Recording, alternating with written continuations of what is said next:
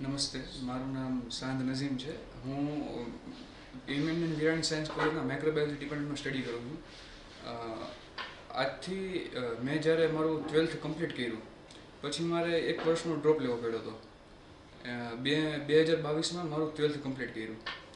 2022 પછી અમુક કારણોસર મેં ઘણું બધું ટૂંકમાં કહેવાય ને કે ઘણી બધી સિચ્યુએશન એવી હતી એના લઈને હું આઇસોલેટ થઈ ગયો હતો.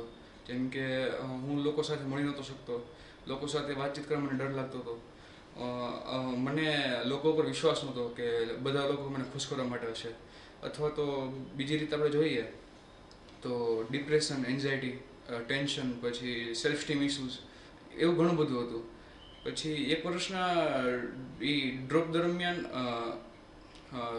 જ્યારે ત્યાંથી બહાર નીકળ્યો એટલે મેં અહીંયા એમએન વિરાણી સાયન્સ કોલેજમાં આવવાનું નક્કી કર્યું હતું. તો એમએન વિરાણી સાયન્સ કોલેજમાં આવ્યા પછી મારે થોડોક લોકોથી ડરતો હતો અને મને લાગતું નહોતું કે હું નવા ફ્રેન્ડ્સ બનાવી શકી અથવા તો લોકોને ફેસ કરી શકી અથવા તો લોકો સાથે વાતચીત કરી શકી.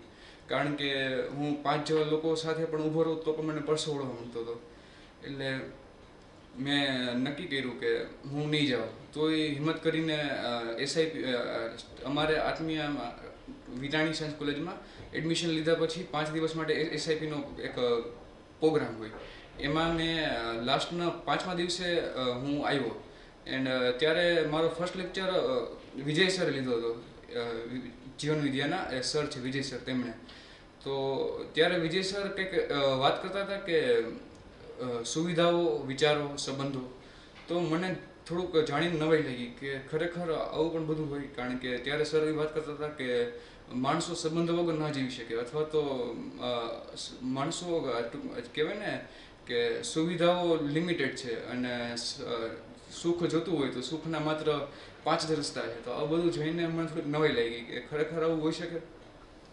એટલે લાસ્ટમાં સરે સેશન પૂરું થાય પછી સરે વાત કરી કે તમે સેલમાં આવીને મને પર્સનલી મળી શકો છો.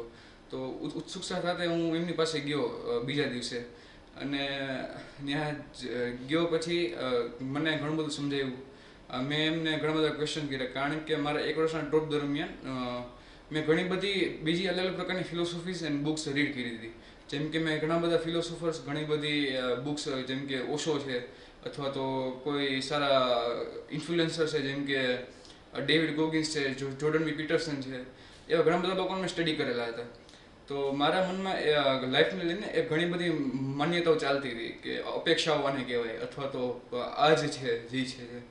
તો જ્યારે સર સાથે વાત કરી તો સરે બધું મને ક્લિયરિટી આપી એન્ડ સરે મને આશ્વાસન આપ્યું કે એ ખરેખર મારી હેલ્પ કરશે. એ દરમિયાન મારી મુલાકાત અંકિત સર સાથે થઈ. તો એમની સાથે પણ મારું બોન્ડિંગ બહુ સારું હતું. પછીથી એ બધું એ પછીના દિવસો મારા ખરેખર બહુ સરસ હતા. અને જો આ જીવન વિદ્યા મારા જીવનમાં ન આવ્યું હોત તો ખરેખર મારા બહુ મોટો અફસોસ થઈ જાય. કારણ કે પછીથી મારી લાઈફ જીવન વિદ્યાએ સાવ ચેન્જ કરી નાખી. હું ડેઈલી બેઝ ઉપર સરને મળતો, વિજય સરને.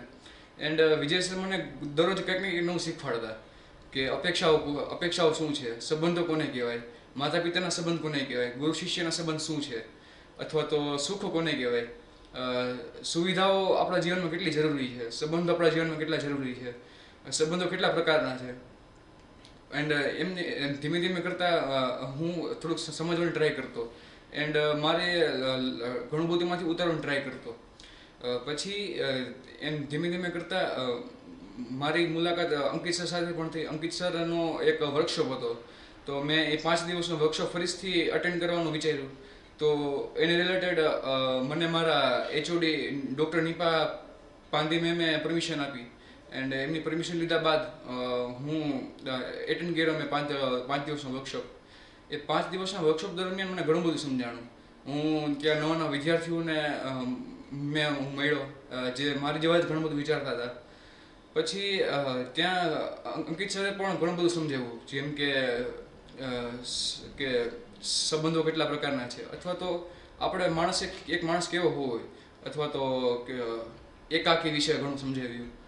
અને આ બધું પછી જ્યારે એક ટોપિક હતો અપેક્ષાઓ. હું ખરેખર જ્યારે મેં આગળ જે રીડ કરેલી હતી બુક્સ એ બુક્સ દરમિયાન મને એવું લાગતું હતું કે એ બુક્સ રીડ કર્યા પછી કે માણસે અપેક્ષાઓ ન રાખવી જોઈએ, અથવા તો એક માણસ બીજા માણસ ઉપર કોઈ વિશ્વાસ ન રાખી શકે. પણ જે અંકિત સરનો જે વર્કશોપ હતો એ સમજ્યા પછી મને સમજાણું કે અપેક્ષાઓ બે પ્રકારની હોય, ખોટી અપેક્ષાઓ અને સાચી અપેક્ષાઓ. એ ડિપેન્ડ કરે છે કે આપણે કેવી અપેક્ષાઓ રાખીએ છીએ. એન્ડ બીજું પણ ઘણું બધું સમજતો રહ્યો. ત્યારબાદ મને અંકિત સર ને વિજય સર જ્યારે વર્કશોપ ન હોય અથવા તો મારે કાંઈ પણ ક્વેરી હોય, મારે કોઈ ટૂંકમાં ક્લાસીસમાં કંઈક ક્વેરી આવી હોય, મને લોકો વચ્ચે રહેવામાં કંઈક એન્ઝાયટી ફીલ થતી હોય, તો એમની પાસે જતો, એમને મોટિવેટ કરતા અથવા તો કહું તો મને સાચી સમજ આપતા. એન્ડ હરવાર કોઈ પણ નવા લેક્ચર્સ હોય અથવા તો જીવન વિદ્યાના જૂના યુટ્યુબ પર લેક્ચર્સ હોય એમની મને લિંક્સ આપતા, અથવા તો કોઈ પણ મારે એવો કોન્સેપ્ટ જોતો હોય તો મને સમજાવતા. એમ કરતાં કરતાં હું ધીમે ધીમે શીખતો રહ્યો.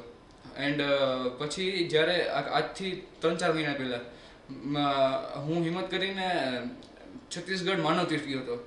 ત્યાં છત્તીસગઢ માનવ તીર્થ એક જીવન વિદ્યા રિલેટેડ આખો કોન્સેપ્ટ છે, જ્યાં એક બહુ મોટા વિશાળ જગ્યામાં ગૌશાળા, એક સારી સંસ્થા, રહેવાની જગ્યા, ખેતીવાડી, એવું બધું છે. ત્યાં મેં જોઈને ઓબ્ઝર્વ કર્યું કે લોકો ખરેખર કઈ રીતના જીવન વિદ્યાથી પ્રભાવિત થઈને ત્યાં રહી છે. ત્યાં એક યુથ કેમ્પ હતો 7 દિવસનો. મેં યુથ કેમ્પ એટેન્ડ કર્યો. એ યુથ કેમ્પમાં ખરેખર મને બહુ મજા આવી, કારણ કે એ યુથ કેમ્પમાં મારું શેડ્યુલ સવારે 6 વાગ્યાથી લઈને રાતના 9:30-10 વાગ્યા સુધી મતલબ ખૂબ સરસ શેડ્યુલ હતું. સવારે વ્યાયામથી લઈને સ્ટડીથી લઈને ભોજનથી પછી ગ્રુપ ડિસ્કશન કર્યા પછી શ્રમ કર્યા પછી પાછું એક ક્લાસ ભર્યા પછી એક મંગલ મૈત્રી, કે જ્યાં અનુભવી લોકો અમને બધું સમજાવતા. અને ત્યાં મેં ગૌશાળામાં ભાગ લીધો, રસોઈમાં ભાગ લીધો, પછી અલગ અલગ બીજી જગ્યાએ ભાગ લીધો, જેમ કે ખેતીમાં, બગીચાઓમાં. અને મને ખરેખર એ 7 દિવસ મારા કેમ કે મને ટૂંકમાં ખરેખર મારા બહુ સરસ એ 7 દિવસ ગયા. એન્ડ લાસ્ટમાં બસ એટલું જ કે આ ખરેખર કોન્સેપ્ટ બહુ સરસ છે અને આણે મારી લાઈફ ખરેખર ચેન્જ કરી છે. Thank you.